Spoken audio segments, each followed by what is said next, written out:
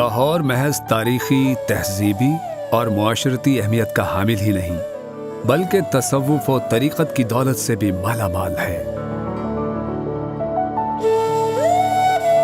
اس شہر نے کبھی وہ دور بھی دیکھا جب ذات پات کی تقسیم، جابرانہ حکمرانی اور جادوگری کا بول بالا تھا، لیکن پھر وہ وقت بھی آیا جب قادر مطلق نے اس خطے کی کایا ہی پلٹ دی۔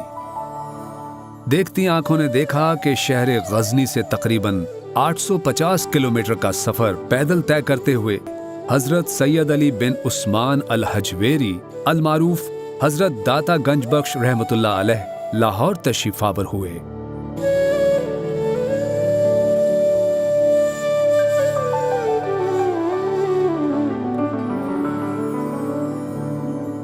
آپ کا شجرہ نصب 9 واسطوں سے اور شجرہ طریقت 10 واسطوں سے حضرت علی علیہ السلام سے جا ملتا ہے۔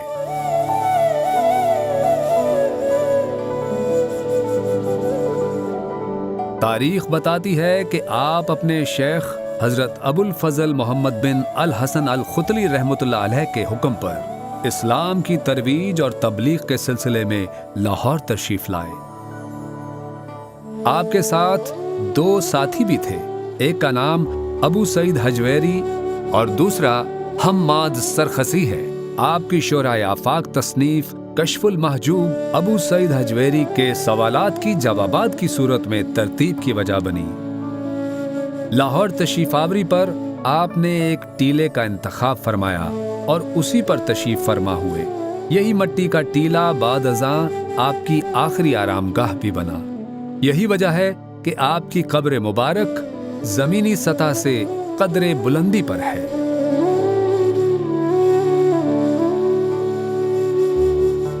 مغلیہ شہزادہ دارا شکو اپنی تصنیف سفینۃ الاولیاء میں آپ کی تعمیر کردہ مسجد کا ذکر کرتا ہے،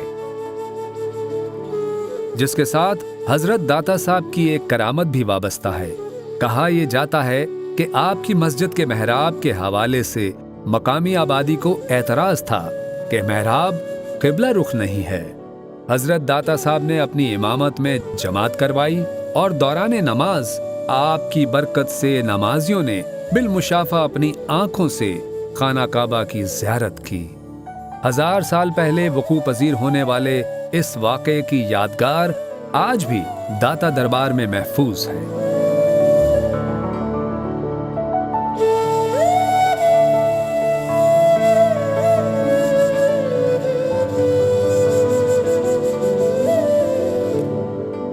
مسجد کی توسیع تاریخ کے مختلف ادوار میں ہوتی رہی، البتہ موجودہ مسجد دربار سے متصل صحن اور بیسمنٹ پر ترقیاتی کام کا آغاز 80 کی دہائی میں ہوا۔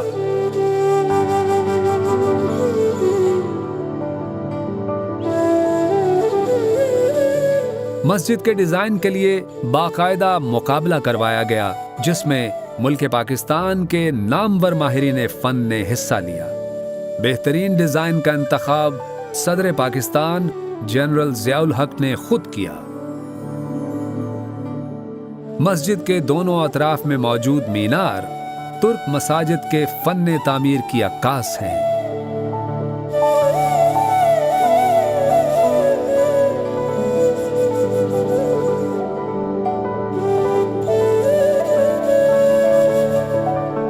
مسجد اور مزار کے مختلف حصوں میں فن خطاطی کا خصوصی اہتمام بھی نظر آتا ہے۔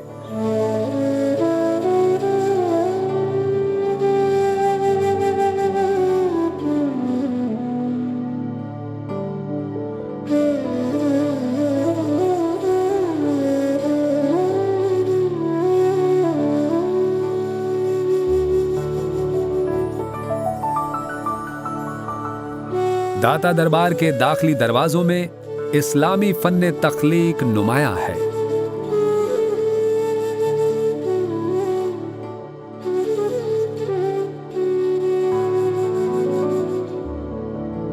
دربار کے احاطے میں ایک سونے کا دروازہ موجود ہے، جسے ذوالفقار علی بھٹو نے اپنے دور حکومت میں نصب کروایا۔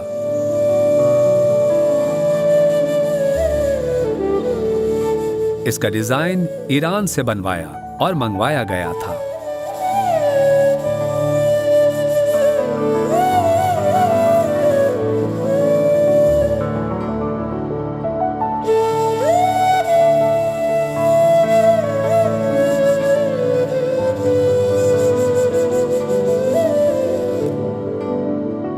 दाता दरबार कॉम्प्लेक्स के बेसमेंट में एक वसी समा हाल वाक़ है, जिसका रकबा 40,000 मुरब्बा फुट है।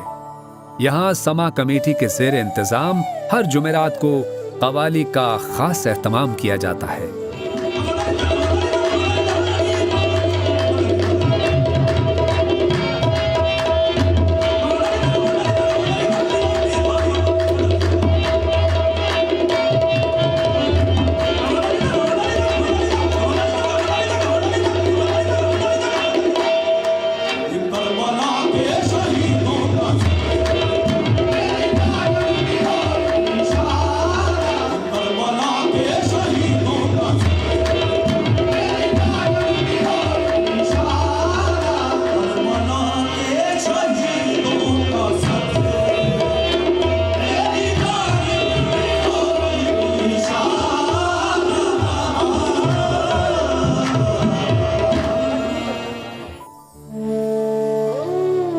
दाता दरबार एडमिनिस्ट्रेशन के मरकजी दफातर से मुत्तसिल एग्जीक्यूटिव ब्लॉक के साथ एक कमरे में फारूक अहमद लेनार्ड इंग्लिस्तानी की कब्र वाक़ है, जो बुनियादी तौर पर अंग्रेज थे।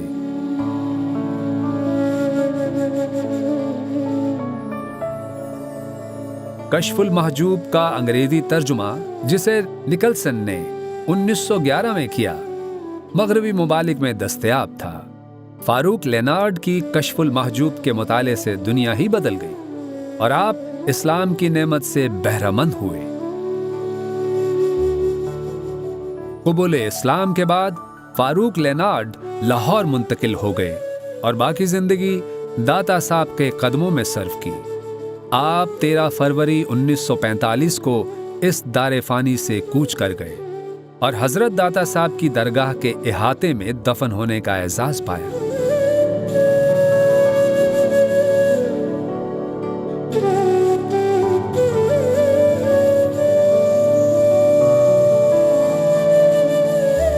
कमोबेश 50 साल बाद 80 की दहाई में जब मस्जिद की तौसी का काम जारी था तो आपकी कब्र जाहिर हो गई। 50 साल गुजर जाने के बावजूद जिस्म सही हालत में था, चुनांचे उनकी अस्सर नौ तदफीन का एहतमाम हुआ। ये एरिया मज़ार शरीफ की सतह से कदरे नीचे है।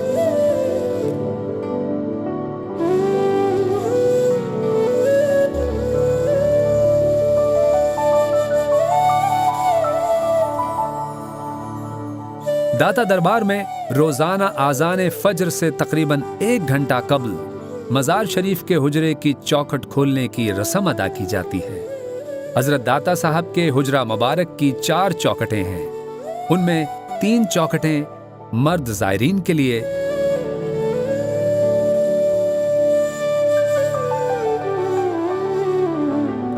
और एक चौखट जो शुमाल मशरिक की जानिब है, ख़वातीन ज़ायरात के लिए मखसूस है। चौखट खोलने की रस्म के वक्त ज़ायरीन गुलाम गर्दिश में जमा हो जाते हैं। नमाज इशा के बाद मज़ार शरीफ की सफाई की जाती है और फिर तकरीबन 2 घंटे बाद चौखट बंद होने की रस्म होती है।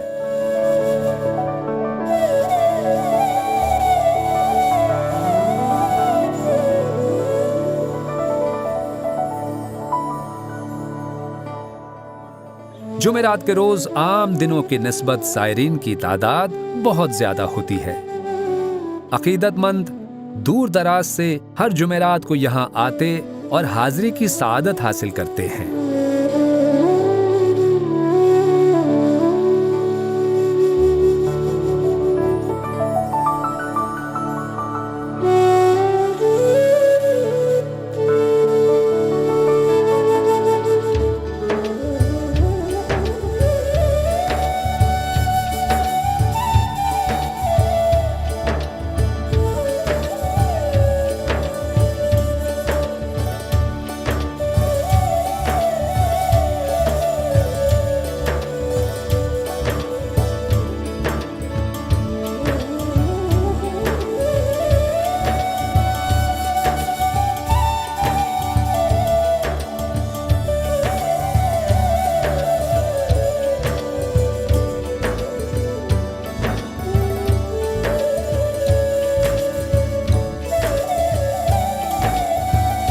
حضرت داتا صاحب کے سالانہ عرس مبارک کی تقاریب ہر سال 18، 19 اور 20 صفر کو منعقد ہوتی ہیں۔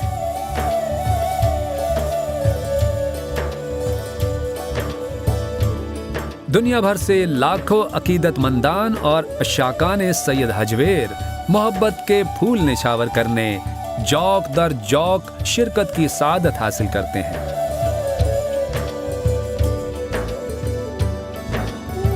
دوران عرس دربار شریف اور اس کے مضافات میں بے پناہ رش دیکھنے کو ملتا ہے۔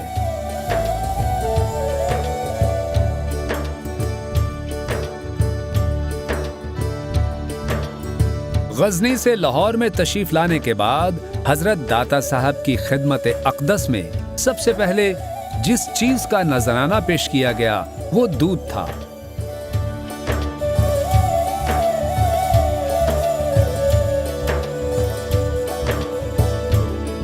اسی روایت کے تسلسل کے تحت عرس مبارک پر زائرین کے لیے دودھ کی سبیل کا خاص طور پر انتظام کیا جاتا ہے۔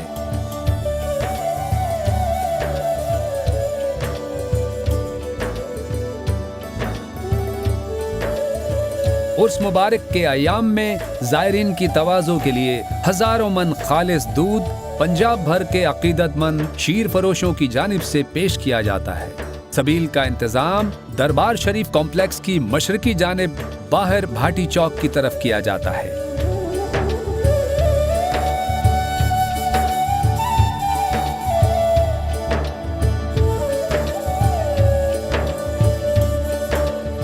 داتا دربار میں لنگر کا وسیع و عریض انتظام بھی موجود ہے۔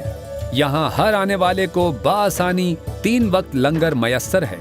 روزانہ تقریباً 7500 زائرین لنگر سے مستفید ہوتے ہیں۔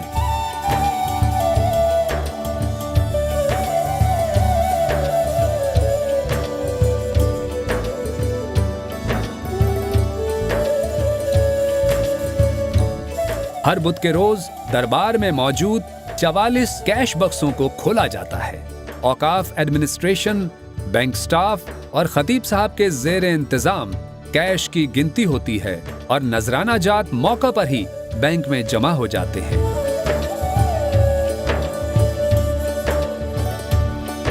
معروف روایت یہی ہے کہ حضرت داتا گنج بخش 465 ہجری میں جہان فانی سے پردہ فرما گئے۔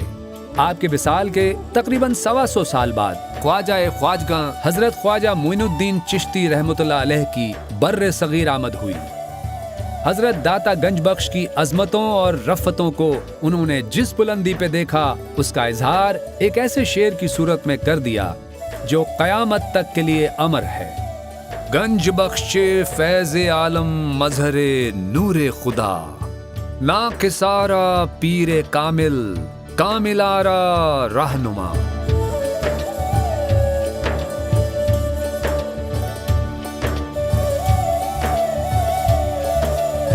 صدیاں گزر گئیں مگر آج بھی یہ خطہ آپ ہی کے رنگ میں رنگا ہے۔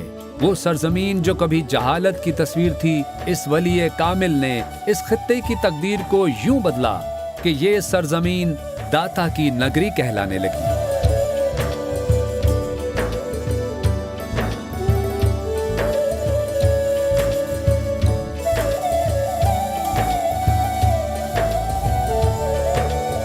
یہ کس کے در پہ کھڑا ہے ہجوم تشنہ لباں، یہ کس کی سبز فصیلوں پہ شام ہوتے ہی حروف نعت نبی کی رم جھموں کا نزول۔ سنو کہ ایک زمانہ غلام ہے اس کا، ریاض سید حجویر نام ہے اس کا۔